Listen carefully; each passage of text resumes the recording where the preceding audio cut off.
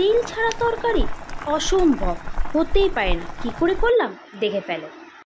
বন্ধুরা, আমি চলে এসেছি। আজকে একটা তরকারি বানাচ্ছি, খুব ভাইরাল হচ্ছে, যে তেল ছাড়া তরকারি।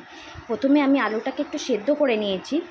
সেদ্ধ করে আমি খুব ভয় দুটো আলুকে দিয়ে এই তরকারিটা করব। প্রথমে কড়াতে আমরা তেল দিই, তেলের জায়গায় আমরা শুধু দিয়ে দেবো জিরেটাকে একটু ভাজা মাচা করে, মানে একটু গন্ধ ছাড়বে, তখনই দিয়ে দিলাম আমি আদাটা দিয়ে, যারা পেঁয়াজ রসুন খাও না তারা আদা দিয়ে করতে পারো বা আদা ছাড়াও করতে পারো।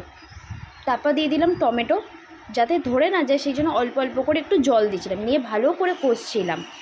প্রথমে দেখে লাগছে যে মনে হচ্ছে হবে না, কিন্তু তারপর করতে করতে বেশ ভালোই লাগলো। তারপর মশলাগুলো আমি একে একে দিয়ে দিলাম, হলুদ, লঙ্কা, তারপর জিরে গুঁড়ো, ধনে গুঁড়ো সব কিছু দিয়ে খুব ভালো করে মিক্সড করলাম। মিক্সড করে তারপর আলুটা যেটা আছে ওটা দিয়ে খুব ভালো করে কষবো। কষার পর জল দিয়ে দেবো। জল দিয়ে ভালো করে কষে ঢাকা দিয়ে 2 মিনিট অন্তর করে একবার করে নাড়িয়ে নেব।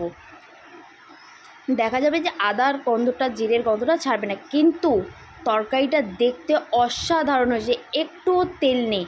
যারা তেল ছাড়া খেতে পছন্দ করে এই তরকারিটা ট্রাই করে দেখতে পারো। ভিডিওটা ভালো লাগলে লাইক, কমেন্ট, শেয়ার করতে একদম ভুলো না। দেখা হচ্ছে নেক্সট ব্লগে। টাটা।